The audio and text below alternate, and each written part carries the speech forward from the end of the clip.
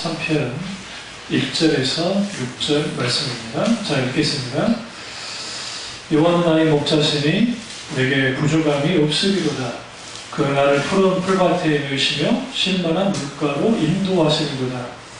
내 영혼을 소생시키시고 자기 이름을 위하여 의의 길로 인도하시는도다. 내가 사망의 임청한 골짜기로 다닐지라도 해를 두려워하지 않을 것은 주께서 나와 함께 하시니라. 주의 지팡이와 막대여 나를 안위하시나이다. 주께서 내 원수의 목전에서 내게 상을 차려주시고 기름을 내 머리에 부으셨으니 내 잔이 넘치나이다. 내 평생의 선하심과 인자하심이 반드시 나를 따르리니 내가 여호와의 집에 영원히 살리로다. 아멘. 말씀 제목은 시편 23편 바로 읽기입니다. 말씀 제목은 시편 23편 바로 읽기입니다. 우리가 시편 23편은 모르는 사람이 거의 없을 겁니다. 왜냐하면 찬양으로도 많이 나와 있고 또 목사님들의 설교를 많이 들었던 그 설교 중에 하나가 시편 23편이기 때문에 그렇습니다. 오늘은 이 23편을 아주 구체적으로 한번 조목조목 읽어보려고 합니다. 그러니까 여러분 잘 들으시고 같이 은혜 나눴으면 좋겠는데요. 시편의 꽃 중에 꽃 하면 시편 23편을 꼽습니다. 그래서 저도 크리스찬이 나온다면 다른 거는 몰라도 시편 23편은 외워야 된다고 할 만큼 그러니까 이제 그렇게 말하는데요. 암송해야 된다고 하는데요. 그만큼 아주 많은 사랑을 받은 시편 중에 하나입니다. 근데 문제는 정작 시편 23편을 좀 이해를 못하는 거예요. 왜 이해를 못하냐면 이스라엘이라는 독특한 거기에 문화적인 배경을 좀 이해해야 됩니다. 무슨 말이냐면 오늘 시편 23편은 목축업을 하고 있는 민족 좀 떠오르십니다. 이제 우리가 여기 보시면 시편 23편 1절에서 4절까지는 목자의 하나님이 나타나고요. 잘 보세요. 손님 같이 보세요. 5절에서 6절까지는 주인이신 하나님, 그러니까 집주인의 하나님으로 나타나. 그러니까 그려지는 게 달라요. 무슨 아시죠? 물론 이거는 통으로 이 집주인 목자인 건 사실이에요. 그럼에도 불구하고 갑자기 지팡이가 아니하나이다 하면서 5절에 원수의 목전에게 상을 차려주신다 하면서 갑자기 밖에서 막 실외에서 활동했던 하나님이 갑자기 집 안으로 들어오고 계신다고요. 떠오르면서 이 시편을 읽으셔야 됩니다. 불과 6절밖에 안 되는데요. 그런데 이 시편에는 아주 심오한 신앙의 내용이 담겨 있습니다. 이 단순한 그런 말씀은 아니고 깊은 신앙의 내면 세계를 다윗을 통해서 드러내고 있습니다. 시편 23편의 내용은 하나님에 대한 신뢰와 확신에 대한 고백입니다. 하나님을 전적으로 신뢰합니다. 보시면 시편을 보시면 시편에 아주 갈등시가 많이 나옵니다. 갈등시가 말은 무슨 말이냐면 하나님 저 물리쳐 주십시오. 대적을 향한 시가 있습니다. 그러다가 이후에 하나님이 대적을 물리쳐 주십시오. 그리고 한 발 더 나아가서 그 대적에게서 이제는 이를 꺾으시고 발을 꺾으시다 해주십시오 하고 난 다음에 결국은 내가 하나님만을 의지합니다 라고 나옵니다. 이 세상에서 가장 큰 복이 뭘까요? 이 세상의 가장 큰 복은 원수가 내게 복을 주는 거예요. 진짜 대표적인 게 구약의 창세기의 아비멜렉이 그랬어요. 아비멜렉이 아브라함을 향해서 아주 큰 질투를 했습니다. 왜? 아브라함이 막 곧바지니까 하나님 서둘러서 계약을 체결합니다. 야, 너와 나 사이에 전쟁하지 말자. 응? 야, 너 성이 대해줄게. 그러니까 내가 좀 복받은 자 되고 싶다. 그렇게 나옵니다. 또 하나의 아비멜렉이 이삭을 아주 못사게 봅니다. 이삭이 뭐 할 때마다 우물을 팔 때마다 다 빼앗잖아요. 원수 중에 원수입니다. 근데 오히려 원수가 어떻게 나오죠? 계약을 맺자고. 넌 정말 하나님께 복받았다. 성경에 사울 왕이 아둘람굴에 숨어있던 이 다윗에서 죽을 뻔하잖아요. 다윗 살려주죠. 그러니까 사울은 뭐합니까? 너가 정말 하나님의 복받은 자다 하면서 축복합니다. 이 세상의 최고의 복이 뭐라고요? 원수한테 복을 받는 거예요. 복을 비름을 받는 거예요. 시편에 그런 부분들이 많습니다. 하나님 원수에게서 오늘 이 본문에 5절 주께서 내 원수의 목전에서 내게 상을 차려주시고 그게 읽으면 안 돼요. 주께서 내 원수의 목전에서 기름을 내 머리에 부으셨으니 원수 앞에서 하나님이 상을 차려주시고 원수 앞에서 내게 머리에 기름을 부어주시고 얼마나 멋진 일입니까? 이게 이제 하나님이 시편 23편에서 잘 드러냅니다. 여기서 지리적 배경은 광야입니다. 배경이 광야예요. 물론 초목이 있는 광야입니다. 그러나 우리 대관령을 생각하면 안 돼요. 우리나라 대관령은 그냥 완전히 초목이잖아요. 여러분 제주도 가보셨죠? 제주도에 말들이 막 뛰어다니죠? 착각하면 안 돼요. 원래 제주도에 그런 초원지도 하나도 없었어요. 누가 만들었어요? 몽골이 멸망하자, 멸망은 아니고, 조원장에 의해서 밀려나요. 응? 이제, 원제국 말기에 그 일부가 어디로 도망치냐면 제주도로 도망쳐와요. 제주도로 도망쳐와서, 물론 그 전에도 그런 게 있긴 있었지만, 불을 싸지는 거예요, 나무니까. 지금 브라질 지금 엄청나게 불타고 있잖아요. 그거 이제 초원이 될 거라고요. 정글이 안 되고. 나무 중이가 풀만 자랄 수 있는 곳으로. 실제 교육이 나와요. 원하는 사람들이 와가지고 제주도에 있다가 말 키우려고 불을 싸지, 그게 엄청난 나무가 많았대요. 엄청나게. 그걸 해가지고, 그게 만들어낸 거예요. 그래서 그게 말이 많은 거예요. 우리 착각하면 안 돼요. 제주도에 있는 것도 있어. 원래 없었어요. 그러니까 그런 초원지대 생각하면 안 돼요. 여기는 원래 검기는 사막이었다가 우기가 되면 순이 올라온다 했잖아요. 그러니까 이게 늘 있는 게 아니라 듬성듬성 있다. 이 지역에 있으면 또 좀 없다가 있고 막 그러는 거예요. 그런 곳에 이렇게 이 시편을 읽을 때 어떻게 생각하셔야 되냐면 같이 지금 초장을 찾아서 풀이 있는 곳을 찾아와서 같이 움직이는 목자를 떠오르셔야 되고 그리고 목자는 이제 행동이 두 가지가 있는데 평상시 움직일 때는 목자가 잘 앞에서 가요. 따라오게 만나요. 근데 갑자기 사자라든지 들짐승이 오면 목자가 어떻게 바뀌냐면 지팡이와 막대기 있잖아요. 하면서 몸을 돌려요. 그리고 지금 오른쪽으로 딱 몸을 가서 실질적으로 이제 싸울 준비를 합니다. 그게 이제 목자의 이 두 가지 모습이 다 나타나요. 그러니까 2절에는 인도하시는 거예요. 앞에서 목자가 가면 앞선 양이 따라와요. 그럼 못 가지는 분위기예요. 그냥 따라가는 거예요. 그런데 이제 4절에서는 이 목자가 어떻게 딱 바뀌어지냐면 이제는 사망의 음침한 골짜기잖아요.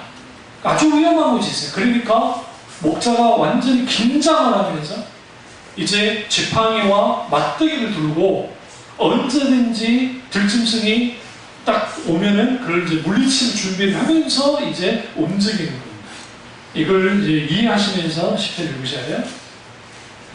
그리고 이제 12, 23편에 이전에 설교를 했는데요. 그때는 이제 막 히브리어 원전 가지고 막 했었는데 오늘은 그렇게까지 하진 않을 겁니다.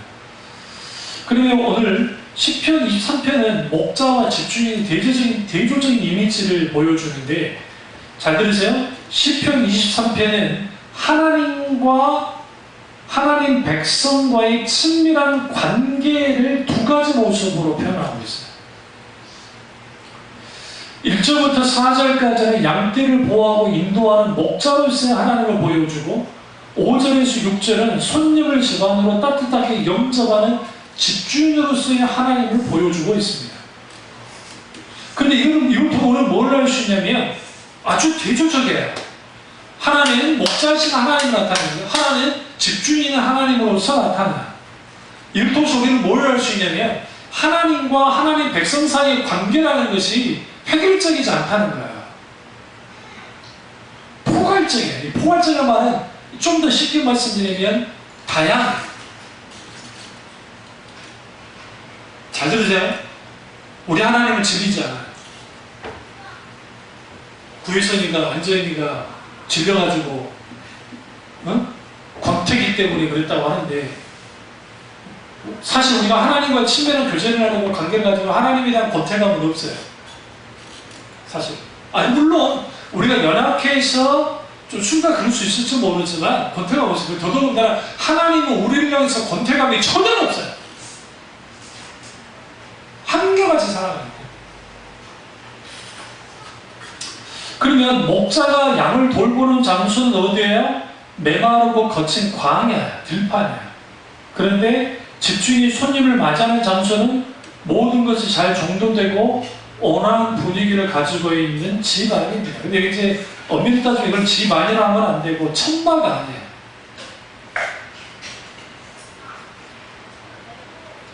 게으르 있잖아요. 게으르. 몽골 천막. 그게 엄청나답니다. 왜냐면 우리 생각 위에 뚫어놓으니까 겨울에 엄청 추울 것 같은데 거기다가 동물들 똥으로 연료를 막 하거든요. 그러면 굉장히 따뜻해요. 여름엔 또 시원해요. 그러니까 그 천막을 생각하시면 돼요. 그런데 양털을 돌보는 목자의 이미지는 광야라는 환경적인 위협, 그리고 목자이신 하나님에 대한 절대적인 보호가 드러나고 있고 아주 긴박해요. 사망의 인치와 골짜기 긴박한데 갑자기 6절부터 4절부터 5절부터 6절에는 분위기가 아주 그냥 마치 잔치를 벌이는 것처럼 풍요와 안전함이 부각돼요. 그러니까 우리가 하나님을 믿을 때 하나님이 우리 인생 가운데에서 인생 광야에서 이렇게 막 주님이 강하게 보호하시지만 동시적으로 평온케 하세요. 하나님 안에서. 그런 하나님인 것을 드러내고 있습니다. 그래서 신앙 안에서 아름답게 조화를 잘 드러내고 있습니다.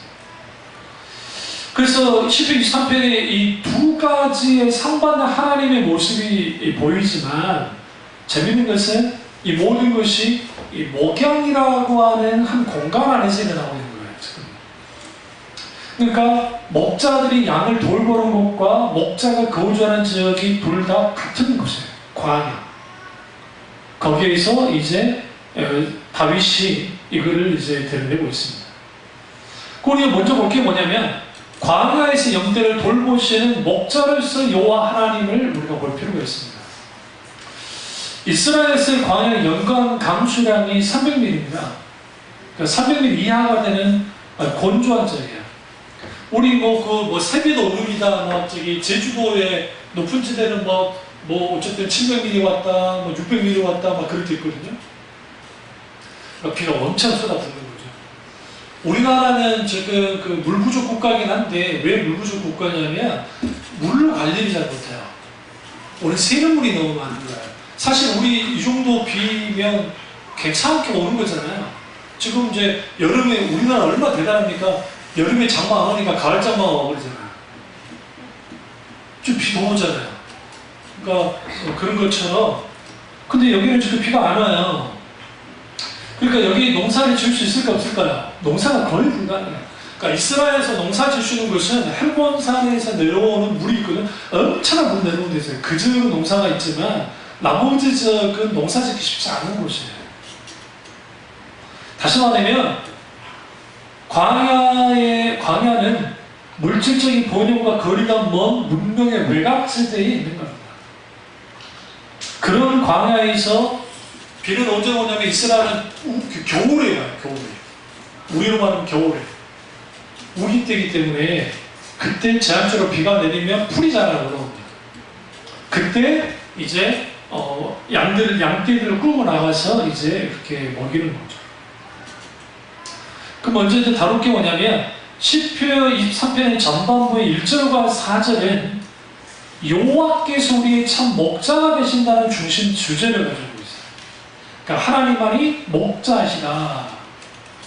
근데 이게 하나님의 목자인데 이게 그냥 내가 생각만 하고 명상하고 뭐 사변적으로 그렇게 하는 게 아니라 삶의 현장에서 구체적으로 경험하는 이게 굉장히 중요해요.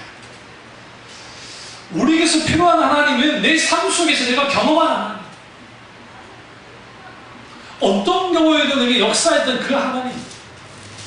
그 하나님이 하나님과 삶의 현장 속에 구체적으로 경험한 하나님께 드리는 그 경험을 통해서 드리는 신앙 고백. 광야에서 자라는 양들의 목자는 그들의 삶의 모든 것이 됩니다. 양들에게 있어서 목자는. 그러니까 양은 철저하게 목자를 의존해요. 여러분, 하나님을 의존하는 거, 의지하는 거 쉽지 않아요. 너는 시시로 여호와를 말지어다 의지할지어다 라고 시편에서 말하지만 우리가 여호와 하나님을 의지한다는 게 쉽지 않아요. 실제로 어떤 일이 생기면 빨리 우리는 도와줄 수 있는 사람부터 찾은 경우가 생각보다 많습니다. 그런 의미에서 우리는 뭐 해야 되냐면 양떼가 광야에서 양 목자가 없으면 결핍과 또 환경에 또 동물의 위협에 아무 방비책 없이 그대로 노출됩니다. 사탄이 우리를 공격할 때 가장 먼저 하는 게 그거예요. 어떻게 공격하느냐? 하나님으로부터 떼어내요.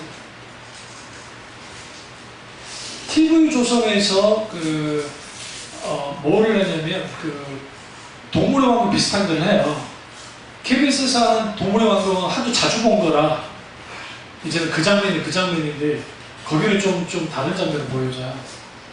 그러면 이제 사자가 혹은 뭐 표범이든 뭐든 사냥을 탁 할 때 그러니까 무작정 사냥하지 않아요. 여러분 아무리 사자를 할지라도 등치 좋은 사슴 못 잡습니다. 때로 덤벼들지 않는 이상. 그러면 어떻게 하느냐? 무조건 막 달려가요. 근데 누구를 달려가냐면 가장 약한 거. 그래서 주로 새끼 뭐로부터? 어미로부터 탁 떼어내요. 그럼 100% 잡혀놓게. 심지어는 호랑이가 심지어는 코끼리가 있잖아요. 코끼리가 있잖아요. 여러분 코끼리 태어나자마자 100kg 하죠. 안 그래요? 태어나자마자 100kg만 그래요. 100kg가 넘어요. 태어나자마자 짧긴 하지만. 그리고 그 코끼리도 밥이에요. 다 크면 이제 사자는 못 해보지만. 그것처럼 사탄은 철저하게 목자이신 하나님으로부터 떨어뜨는 거예요. 어떻게? 문제로, 환경으로, 사람으로, 아니면 어떤 질병으로, 어떤 것으로 떨어뜨려 놓고 고립됩니다. 하나님은 절대로 우리로부터 떨어져 나가지 않습니다. 하나님은 늘 함께 하십니다. 그러나 우리가 미를 잡힐 수 있어요. 하나님은 우리에게 가까이 오지 못하게 만들 수 있어요. 실제로. 우리 아이들 키우면서 언제 제일 섭섭한 줄 알아요? 가까이 안 올 때요. 언제든지 지금 가까이 붙을 것 같죠? 응? 애들 붙는다고 지금 환장이 죽겠죠? 너무 붙어가지고. 조금 있으면 붙어주세요 해도 안 붙어줘. 절대로.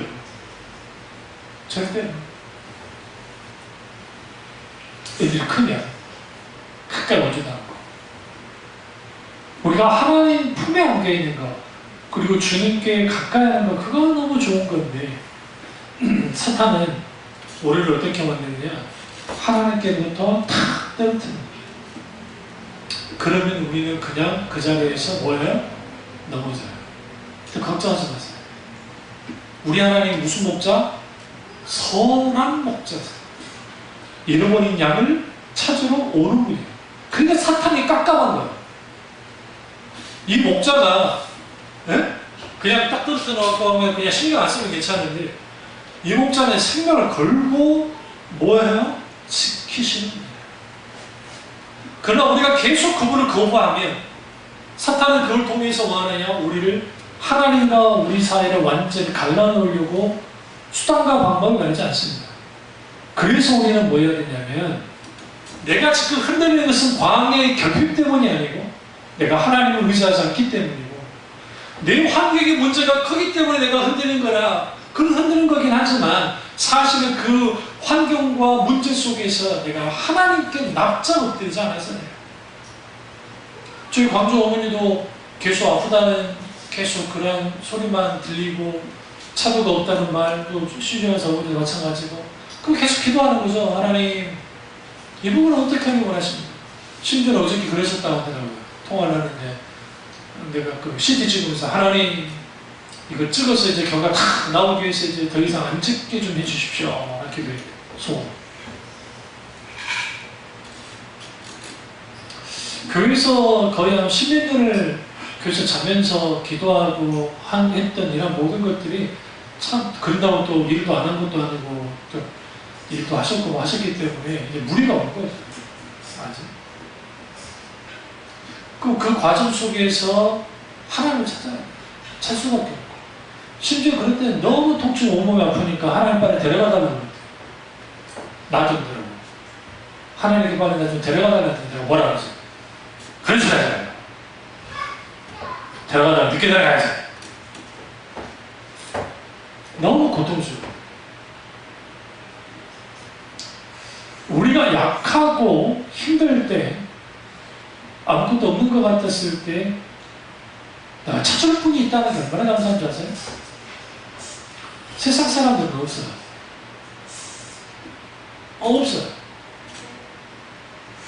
그래서 좀 뭐 좀 잡아보려고 그래서 이제 뭐 절을 가든지 아니면 뭐 점을 치러 가든지 그 방법을 써도 안 돼요. 용한 의사 찾아가기도 하고 아니면 어떤 문제 때문에 전문가를 찾아가기도 하지만 없어요. 없는 거예요.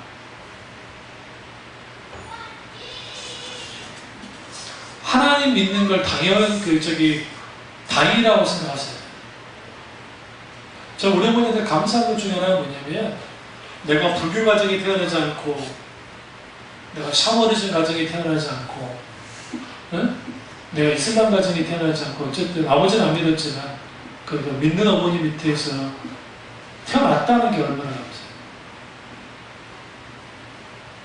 왜? 우리 하나님 살아계시니까.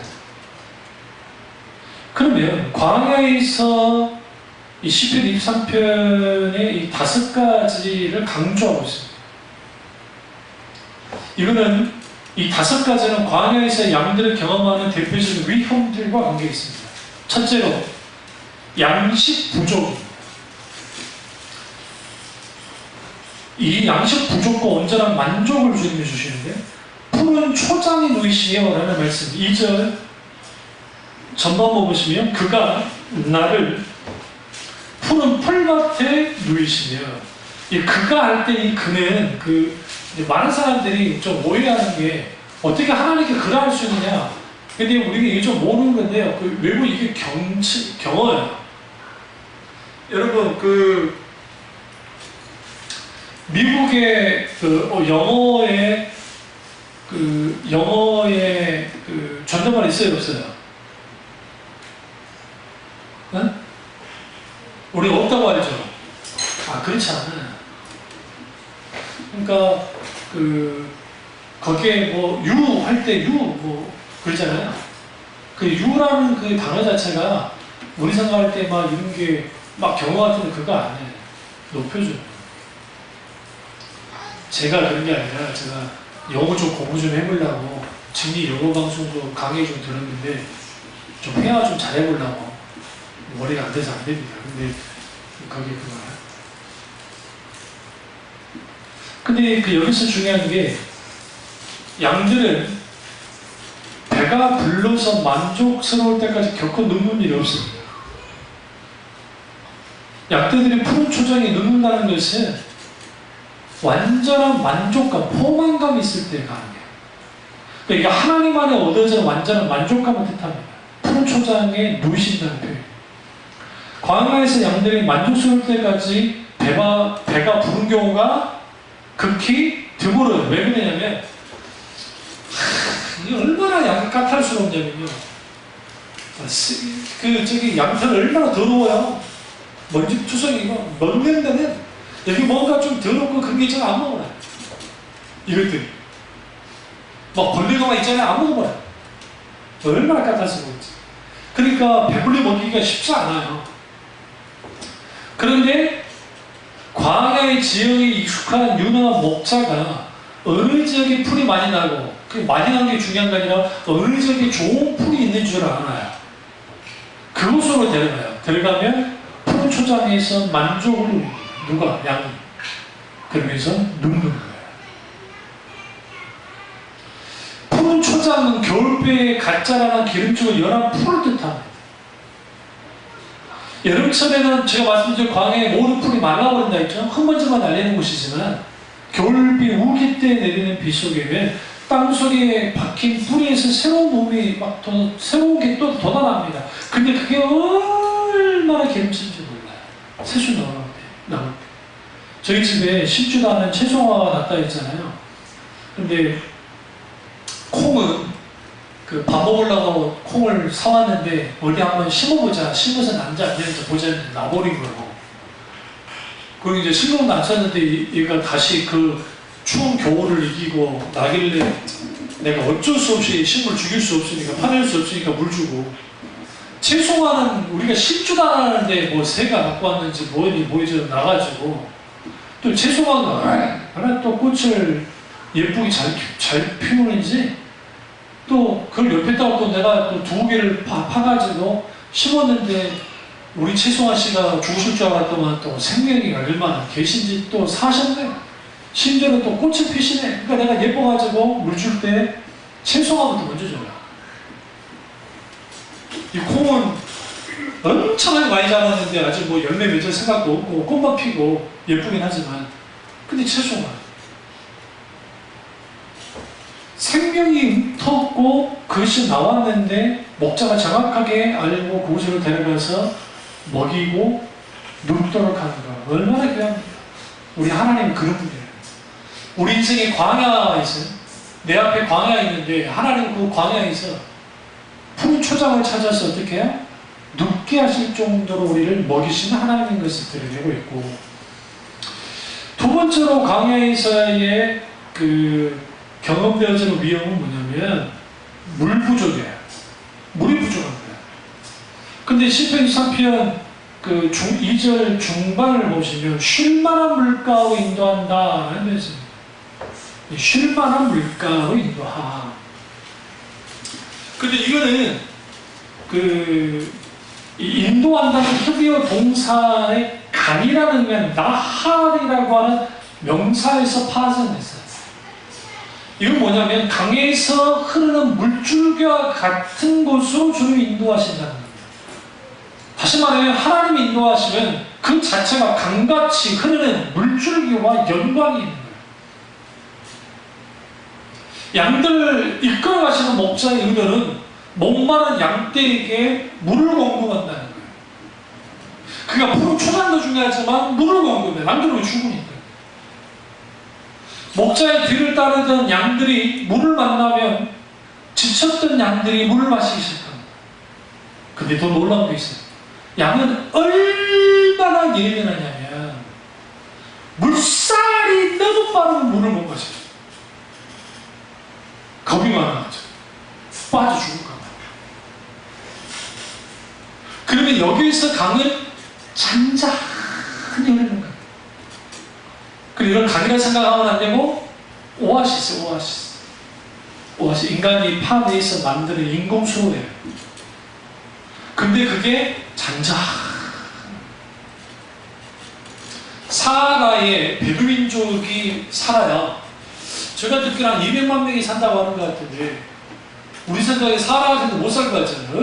얼마나. 그런데 그 사람들이 살 수 있는 게, 우리는 이렇게 생각해. 사막에 비가 하나도 안 올 거라 생각해요. 안 오는 건 아니고 비가 하도 안 온 지역에서 비가 와봤자 이게 스며들지도 못하고 그냥 돌방황수로 끝나요. 그런데 그 베두인족들이 기가 막히게 물을 찾습니다.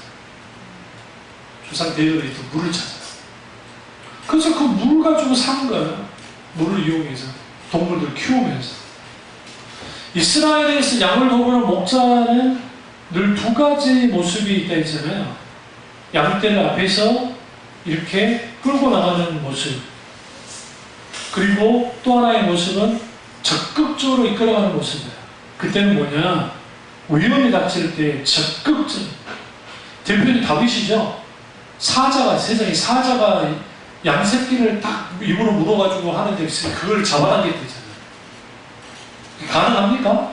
여러분 같으면 얼마나 가능하겠어요? 근데 그런 일들이 지금 아프리카에 나타나요. 나미비아나 그런 데서 그 사람들의 경작체가 이제 넓어지니까 그 이제 맹수들과 만날 수가 있잖아요. 그러면 이 사람들이 긴 그 장대를 가지고 있더라고요. 펼쳐가지고. 총은 당연히 있습니다. 총은 메고 있고. 근데 국가에서 한 번으로 사다라든지 죽이지 못하게 만드니까 일단은 그걸로 위협을 해요. 근데 그 제가 그 프로그램 하나 봤는데 그 사자가 공격에 들어온 거예요. 울타리를 뚫고 들어와가지고. 그걸 키우는 그 소를 죽이려고. 근데 야, 그 3명의 그 젊은 남자가 3명이 총을 뒤에 이제 총 갖고 있는 사람 후에 나왔고, 그거 소리 듣자마자 몽둥이 들고 나와가지고 뛰어드는데 막 해버리는데, 우리가 사자가 막 달려들어가 막 죽일 것 같은데 세상 그 사자가 도망쳐요. 물론 이 사람도 겁을 먹으면서도 막 피하면서도 하지. 그 후에 나왔어요. 뒤에서 총을 갖다 하늘 통에 팍 쏘니까 도망치긴 했는데, 이 목자는 참목자이기 때문에 목숨을 걸어요. 생명할 때서. 그래서 오늘 이 시편 23편에 나오는 이 목자는 어떤 목자냐? 생명을 거는 거야. 양을 위해서. 그러니까 목자를, 양들을 끌고 나갈 때에 양들에 대한 사랑과 책임이 중심에서부터 우러나는 사람. 이게 우리 하나님이세요. 그런데 여기서 쉴만한 물가라는 의미가 히브리어 원절의 의미 속에는 이걸 문자적으로 보면 안식처의 물이라는 의미가 있어요. 굉장히 중요합니다. 안식처의 물이란 말은 오아시스를 의미하는데, 이 오아시스를 정확하게 목자가 알고 있어요. 무슨 GPS가 있는 것도 아니고. 이스라엘 그 광야 같은 데 가보면 양들이 죽어있는 모습들을 간간히 본답니다. 사슴이 죽어있는 거. 양 말고 사슴이. 그 사슴도 기가 막히게 물을 찾는데 선수입니다. 사슴도. 근데 주로 사슴이 언제 죽냐면 주로 숫사슴이 죽는데, 발전기가 딱 돌면 사슴들이 막 암사슴을 찾으러 막 돌아다닙니다. 그러다가 광야로 딱 들어가거든요. 광야로 들어가면 여기서 길을 잃어요. 여러분, 코끼리가 물냄새를 몇 킬로 정도 맡을 것 같으세요? 여러분 생각에.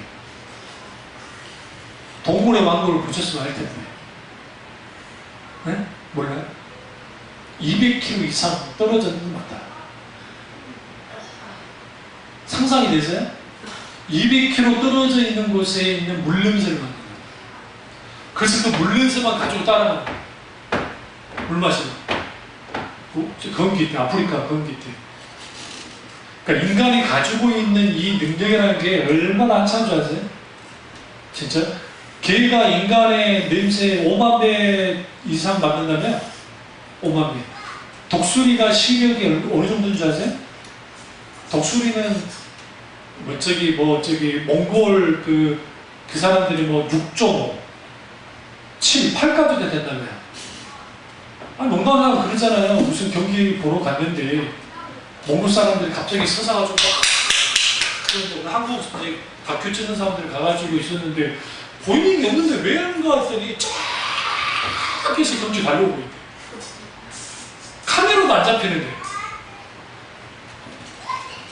인간은요, 생각보다 약합니다. 그러니까 우리도 양에 비유한 거예요. 열악한 존재로. 근데 쉴만한 물가로 인도하는데 그 쉴만한 물가를 알아야죠. 익숙해야죠. 그런 목자, 다시 말하면 실력 있는 목자가 우리 하나님이세요.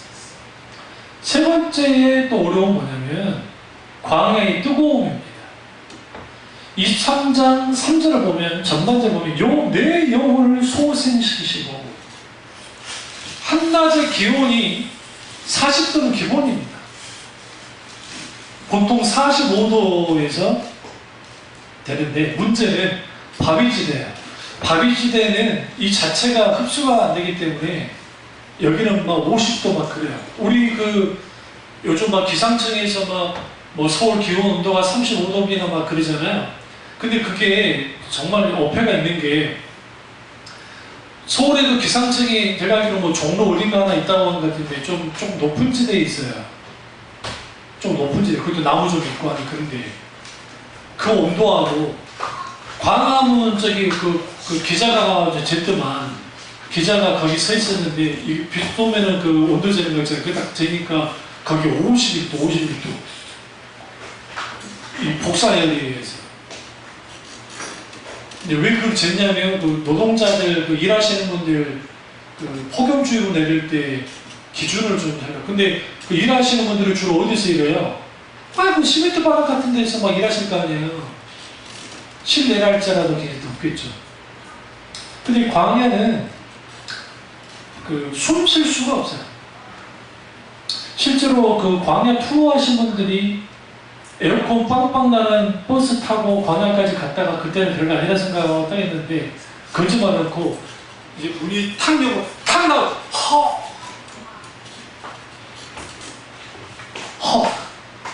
동남아가 그런다고요. 동남아가 딱 와가지고 공항에서 있다가 공항 문 열고 이렇게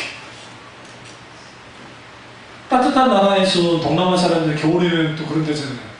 우리나라 겨울에 봤을 때 열자마자 얼어버린다잖아요. 똑같아. 광야가 고온 건조한 기후가 있는 거죠. 그리고 무슨 일이 벌어지냐면 빨리 땀이 증발됩니다. 숨조차 쉬기 힘든 곳이에요. 극도로 건조하고 자신도 모르게 수분이 빠져나가는 증발된 심한 갈증을 느끼게 됩니다. 당연히 양들이 쉽게 지칩니다. 그런데 내 영혼을 솟아시킨다. 영혼의 새로움을 주신다. 여기서 영혼이 히브리어로 네페시, 숨, 호흡, 숨을 쉬고 있는 살아있는 존재, living being을 의미합니다. 하나님이 우리를 살리실 때 어디서 살리시느냐? 푸른 초장과 쉴만한 물가에서 살리십니다. 목자이신 하나님이 우리 인생을 끌고 나가는 것은 우리에게 개고생하라고 그러시는 게 아니라 우리에게 마땅히 뭐 하시는 거예요? 회복시키십니다. 내 영혼을 소생시키십니다. 또 재미있는 게 이 네페시라고 하는 이 목숨으로 번역할 수 있는 여기서 파생된 동사 나파슈라는 단어가 있는데 숨을 쉬다는 의미와 더불어 또 하나 있는 게 뭐냐면 네플리시, 새롭게 하다는 뜻이 있습니다. 하나님이 우리를 새롭게 합니다. 오늘 다윗이 이 말합니다. 우리가 왜 목자신 하나님의 인도를 따라가느냐? 여호와는 너에게 부족함이 없는 것이냐? 그분이 내 영혼을 새롭게 하시기 때문에 나를 회복하시기 때문에 인간은 기본적으로 신선한 공기를 들여 마셔야 살 수 있습니다. 사람은 신체 구조상 새로워져로 창조됐어요. 숨을 쉼으로 맑은 숨 공기를 마심으로 새로운 신진대사를 일으키듯이 인간의 영혼이 마찬가지입니다.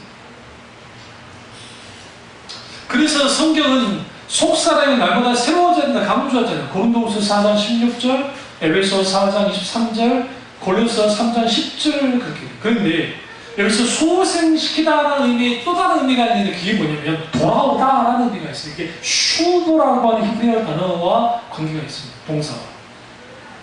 사람의 영혼을 새롭게 회복시키는 분이 하나님 자신임을 드러내고 있어요. 하나님만이 우리를 회복시킬 수 있어요. 그러니까 우리가 우리의 회복을 위해서, 영혼의 회복을 위해서, 지친 마음의 회복을 위해서 여행도 가고 오락이나 휴가를 즐기기도 해요. 근데 이것은 일시적으로는 회복시켜 줄 수 있을지 모르지만 이런 온전한 회복까지 인도해 주지 못합니다. 왜요? 인간은 기본적으로 아담과 하와의 타락 이후에 원죄가 있기 때문에 주의 영향을 받고 있기 때문에 우리는 항상 뭐예요? 갈급해요. 왜? 죄를 짓기 때문에. 네 번째 위험은 뭐냐면 길 없는 광야의 위험입니다.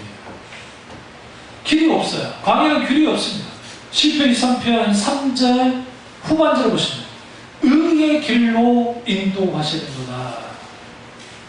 의의 길로 인도하는 표현은 광야는 길이 없는데 그 의의 길, 하나님의 뜻에 순종하며 살아가는 바른 길로 인도하신다는 거예요. 광야가 왜 무섭느냐, 왜 그러느냐? 길이 없기 때문에. 제가 어제 현충원을 목표로해서 갔는데 분명히 순천대까지는 잘 갔어요. 그리고 그 팻말 자꾸 따라갔는데, 그리고 딱 양갈래가 있는데 위쪽으로 뭐 롯데가 무슨 공사한다고 못 올라가게 돼 있고, 딱 봐서 그쪽이 뭐가 그런 것 같은데, 그리고 앞쪽은 그냥 도로고, 왼쪽으로 갔거든요. 길을 잃어버리고, 이종표가 없어, 이종표. 나는 지금 목표가 현충원인데. 근데 저의 그 기본적인 성향 중에 하나가 없으면 돌아다닌다, 그래서 갔어요. 근데 마침 등산로가 하나 있길래 갔더니 서달산인가? 들어보도 못한 무슨 뭐 서달산 무슨 그게 갔네요. 그러다가 오른쪽으로 갈까 왼쪽으로 갈까 하다가 필대로 왼쪽으로 갔더니 갑자기 현충원 그렇게 가서 여러분 이종표 따라가도 이럴 때가 잊어버릴 때 있잖아요. 지금은 제가 저한테 가라고 하면 이제 저는 그냥 찾죠. 왜냐하면 한번 경험을 했기 때문에 이제 어떻게 마찬가지로 광야는요 길이 없으니까 문제예요. 근데 그 길 없는 곳에서 하나님이 어떻게 합니까? 의의 길로 인도하겠다는 거예요. 근데 여기서 말하는 의의 길은 지름길이 아니라는 게 중요해요. 우리는 자꾸만 지름길을 원합니다. 여러분 성경에 신앙에는 지름길이 없어요. 그리고 그 하이웨이도 없어요. 고속도로도 없어요. 신앙에 고속도로 없다고요. 지름길도 없어요. 좁은 길만 있어요. 좁은 물을 통과한 협착하고 굴곡진 길밖에 없어요. 그게 예수님 하신 말씀이에요. 왜 그러느냐? 때로는 목자가 양들을 데려갈 때요 단거리로 데려갈 수 있어요. 근데 안 가는 이유가 있어요. 그쪽 길 위험해요. 저희가 어렸을 때 다행히 우리 친구들이 정수지에서 막 수영하고 놀고 하면서도 하나도 안 빠져 죽었던 이유가 있어요. 그 이유는 뭐냐면 어른들이 그리고 선배 형들이 우리 형 친구들도 마찬가지고 늘 강조하는 게 정수주에서는 수영 안 하는 게 제일 좋다. 일단. 근데 만약에 놀고 싶으면 이 뚝 있잖아요. 제 방인데 뚝 있죠. 그리고 이렇게 저수지가 있으면 이쪽에서 놀아라는 거예요. 이쪽에서. 근데 이쪽이 좀 덜 깊어요. 재미가 덜 있어요. 근데 깊은 데로 간다고 이쪽 제 방 마감대로 가잖아요. 그럼 여기는 뭐가 있냐면 우리 눈은 안 보여요. 근데 거기에 소용도로가 있어요. 밑에 물이 빠져나가도록 할 수 있는 소용도로가 있어서 여기는 박태만 아니라 누가 들어가도 거기에 딱 잡혀 들어가면 그냥 죽어요. 우리 어머니 친구 나보다 한 살인가 두 살, 한 살이 어렸을 거예요. 저보다 한 살 어린 그 아들이 시골에 놀러 갔는데 형들이랑 저기 정수지에서 수영하다가 빠지고 말이야. 나보다 친했었는데 그 녀석이. 나랑 놀러 갔으면 안 죽었어요. 그런 점 내가 좀 FM이 있거든요. 그럼 우리는 어디서 노느냐? 거기서 놀아요. 절대로 그쪽으로 안 가요. 근데 정수지는 수영 안 하는 게 좋습니다. 그건 죽고 싶으면 해도 됩니다. 근데 이 수영도리가 이게 상당히 좋아요. 그러니까 그 위험을 알잖아요. 아니까 그쪽으로 절대로 가지 않아요. 그러니까 우리는 인생을 살아가면서 내가 보기에 이게 참 지름길이고 바로 앞에 있으니까 가고 싶어요 하나님 하는데 하나님 막을 때 있잖아요. 그럼 왜 막느냐? 대부분이 우리가 위험하니까 그래요. 그래서 너는 내 길을 따라와야 돼. 그래서 광야는 길이 없는 게 문제인데 광야에 뭘 내세요? 길을 내세요. 하나님이 앞서가시니까 나는 그 뒤를만 따라가면 돼. 그러니까 하나님이 앞서가신 그 발자국이 길이 되는 거예요. 우리. 광야에 길이 없어도요, 안내인이 있으면 그 사람이 가는 곳이 길이 되는 거예요. 그러기 위해서 하나님의 말씀 우리의 발에, 주 말씀 내 발에 길이요 내 길에 등불이 된다 했잖아요. 하나님의 말씀 우리의 길이 돼요. 말씀을 따라가요. 다섯 번째 위험은 뭐냐면 위험이에요. 일찬이에요. 여기서 가장 큰 위험이 밤의 위험이에요. 밤의 위험. 광야는 우리가 생각할 때 그게 막 뭐 웬만한 짐승 없겠지. 큰 오산입니다. 광야의 무서운 뭐냐면 일단 정갈. 정갈은 그 어떻게 움직이냐면 사람이 그 체온이 있잖아요. 그 체온이 있으면 체온을 보고 들어와요. 체온. 사냥할 때도 그 체온을 느끼면서 사냥해요. 그래서 주로 어디서 있냐면 이게 사람 누워 잘 때 밑으로 들어와요. 모르고 있다가 이렇게 하다가 손이 쏘이게 당하고 이제 그렇고, 또 여러분이 지네를 뭐 실제로 살아있는 지네를 만나자면 저는 지네 많이 보고 자랐어요. 그 지네에 대한 두려움 전혀 없어요. 저는 어릴 때 별 군데를 다녔는 기분이에요. 그래서 제 그 초가집에 살 때 지네가 나왔거든요. 전혀 동요치 않았어요. 그러니까 지네에 있는 집에 산다는 기분 나쁜 게 있었지 지네가 무섭지는 않았다고요. 왜? 때려 죽이면 되니까. 잡아다가 때려 죽이고 막 그러니까 그래서 저는 뭐 바퀴벌레 무서워하지도 않고 어떤 벌레도 무서워하지 않아요. 왜냐하면 어릴 때 벌레와의 친구였기 때문에. 모든 벌레가 내 친구였어요. 근데 여기서 그 해충도 문제지만 그 사막 사자가 있습니다. 우리는 사막에 사자가 없을까 생각하는데 사막에 사는 사자들이 있어요. 밤에 사는 거예요. 이놈들은 일반 정글에 있는 사자와 달라서 굉장히 지루합니다. 한번 딱 타겟을 잡으면 끝까지 쉽지 않죠. 외부로부터의 위협이 있어요. 어떤? 밤의 위협. 그러면 밤이 왜 문제냐? 고대 이스라엘 사람들이 생각하는 밤은 이렇게 생각하는 거예요. 밤은 사탄이 활동하는 시간이에요. 그들의 그 생각 속에. 그래서 악신이 하는데 가장 두려워한 게 달을 두려워했어요. 달빛을. 그러니까 우리 민족은 달을 숭상하는 민족이에요. 어떻게 할 수 있냐고요? 우리 이번 추석에 송편 믿죠? 송편의 그 모양이 뭐예요? 달이에요, 달, 반달. 이게 제가 말한 게 아니에요. 이거 이효령 교수님 강의 듣다가 제가 한 건데, 우리는 달을 숭상하는 민족이에요. 근데 이스라엘 사람들은 달빛과 햇빛, 그 별빛에 의해서 그 정신이 뺏긴다고 생각했어요. 악마에서 잡혀간다고 생각했어요. 그래서 밤에 두려움이 있어요. 그래서 많은 학자들이 다윗이 언제 하프를 켰을까? 대낮에 더워 죽겠는데 이겠을까? 절대. 저녁에 만약 혼자 있거나 한두 명 있을 때 엄수표제 모두 엄수표 올 때 여호와 하나님께서 찬양하는 거예요. 여기 목적이 두 가지에서 하나는 날짐승들, 들짐승들이 오지 말라는 그 지금 사람이 있다는 걸 데려내고 있는 거고, 또 하나는 하나님을 향한 찬양이었어요.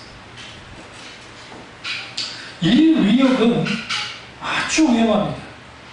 또 광야의 위협 중에 하나는 뭐냐면 우리가 생각하는 사하라 사막 같은 게 아니고 여기 벼랑도 많고 그 다음에 뭐도 많냐면 가파른 지형이 많아요. 돌로 되어 있는. 그러니까 가다가 자거나 발을 헛디디면 그냥 떨어져가지고 그냥 죽기도 하고 다치기도 하는 그런 곳이에요. 그런 곳에서 여호와 하나님이 보호하시겠다라는 겁니다. 굉장히 중요해요. 그래서 사막의 음침한 골짜기는 잘 생각하세요. 많은 목사님들이 사막의 음침한 골짜기를 은유적인 표현이라 생각하는데 그거보다는 오히려 다윗이 목양할 때 경험, 유다 광야가 아주 좀 가파르거든요. 거칠어요.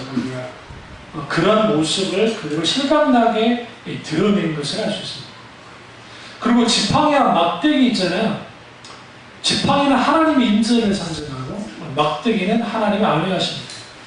지팡이의 용도가 있어요. 지팡이는 언제 사용하냐면 그 양이 어디 빠지잖아요. 목을 탁 걸어가지고 들어올려요. 끌어올려요. 또 하나는 양이 너무 늦게 가잖아요. 그 엉덩이를 살살 탁탁 때려야 돼요. 그 지팡이로.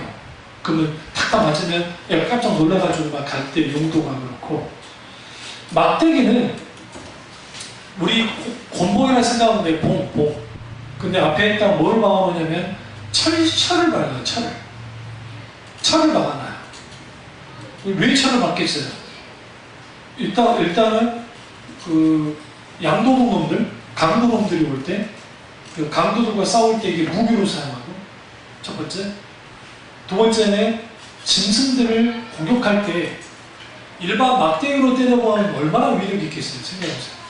감싸진 철로 된, 아주 날카롭게 딱 만드는 그걸로 사정없이 내리치면 이 철이 굉장하기 때문에 그걸 통해서 이제 막아지는 무기로서 이제 막대입니다. 그래서 그 하나님의 임재와 그리고 하나님의 그 보호하심, 지키심, 그걸 이제 드러내고 있고, 이제 여기서 전반부에서 여호와는 나의 목자시니 내게 부족함이 없다니, 부족함이 없는 게 목자로서의 부족함이 없는 부분을 1절부터 4절까지 드러내고 있고, 이제는 5절에서 6절은 집주인으로서 부족함이 없는 것에 대해서 이제 잘 드러내고 있습니다.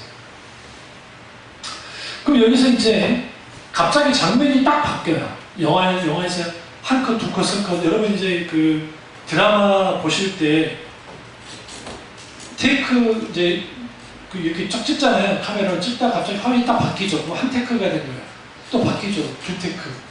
바뀌죠. 세 테이크. 그러니까 이게 횟수에 따라서예요. 그래서 그 감독들 중에 롱 테이크라는 사람들 최민식 씨가 나왔던 그 영화 하나 있는데요. 그 막 싸우는 장면에서 계속 찍는 거야. 이게 영화사에서 길이 남을 만한 그게 왜냐면 의도죠. 끊자. 근데 왜 그게 어렵냐면 카메라 하나 찍으면 여러 개를 찍는데 끊자고 찍는다는 게 쉽지 않아요. 그럼 배우로서도 준비하기 쉽지 않잖아요. 근데 그걸 다 해내는 거예요. 그럼 이걸 쭉 하듯이 하나님 그러니까 시편 23편에서 목자신 하나님이 전혀 부족함이 없는 하나님으로서 잘 되는 데다가 동시적으로 한 테크가 탁 장면이 바뀌는데 이게 이제 집으로 다 바뀌고, 이게 굉장히 중요해요. 우리가 성경을 읽을 때 너러티브가 읽을 필요 있어요. 이야기식으로. 이게 총천연 칼라는 표현이 좀 그렇고, 다윗이 아주 생생하게 기록한 거예요. 우리는 그렇게 못 읽어내는 이유가 뭐냐면, 우리 이런 문화권의 사람이 아니잖아요. 응? 우리는 완전 다른 문화 속에 있잖아요. 그러나 이스라엘의 전통 문화 속에 있는 사람들이 이거 쉽게 알아차려요. 여러분 12, 3편 읽으면서 23편 1절과 4절에 목자로서 하나님, 그리고 5절에서 6절에 그 집 주유사 하나님에 대한 것은 전혀 믿지 못했을걸요. 제가 지금 성가기 전까지는. 그냥 그런가 보다 하는 거죠. 그러면 그러니까 전반부의 하나님은 삭막한 광야에서 양들과 더불어 생활하면서 그들의 필요를 적절하게 공급해주고 인도해 주시는 광야의 하나님, 혹은 들판의 하나님이라고 한다면, 후반부에서는 아주 중요한 게 집주인 다 준비해요. 미리 준비해 놓고 영원한 안식으로 인도하시는 하나님으로서 드러냅니다.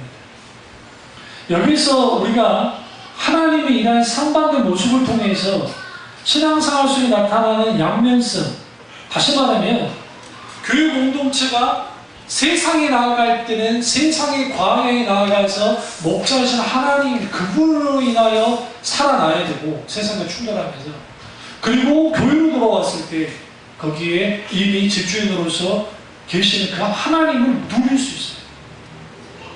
그분을 그렇게 볼 수도 있습니다. 그러면 후반전에 이제 여기 뭐 2절밖에 안 되니까 이제 좀 보는데요. 이건 뭐냐면 크게 2가지 나눌 수 있는데, 첫째는 우리를 가장 귀한 손님으로 영접하신 하나님의 모습이 23장 5절에 나타나고, 또 2번째는 이런 하나님과 더불어 그분의 집에서 영원히 살 것을 확인합니다. 확신합니다. 23장 6절. 그러면 여기서 중요한 게 하나님 우리를 가장 귀한 손님으로 영접하신다. 일반 손님이 아니라 귀한 손님이에요. 그럼 어떻게 알 수 있냐면 이분의 행동이에요. 첫째 보시면 원수의 목자 내게 상을 차려줬다라는 표현, 그리고 머리에 기름을 내 머리에 부었다라고 하는 이 내용이 아주 중요해요. 왜 그러냐면 손님을 접대할 때에 이 3가지 절차를 통해서 접대를 합니다. 이스라엘에서 그 집에. 첫 번째는 머리에 기름을 만나요. 이 기름은 감람유, 올리브유 기름을 바릅니다. 왜 바르냐면 이거는 환영의 표시예요. 일단 여기서 우리가 착각하면 안 되는 게 왕, 제사장, 그리고 그 선지자에게 붓는 그 기름 부음과는 달라요. 그거하고는. 왜냐하면 왕이나 제사장에게 가는 것은 히브리어 동사 마사흐라고 되어 있는데, 오늘 여기 쓰이는 단어는 다센이라고 하는 히브리어가 쓰여 있어요. 동사가. 이 다센이라는 의미의 뜻은 살이 찌다, 번영하다는 뜻이야. 그러니까 기름을 붓는 행위 자체가 당신은 번영해야 된다, 당신은 복받아야 된다, 당신 복받은 사람입니다, 잘 드십시오 라는 의미를 갖고 있어요. 번영이 축복을 하는 거죠. 그리고 또 하나는 뭐냐면 광야를 통과해서 왔잖아요. 그러니까 땀 범벅이에요. 땀하고 먼지 범벅이에요. 얼마나 시큼한 냄새가 났겠어요.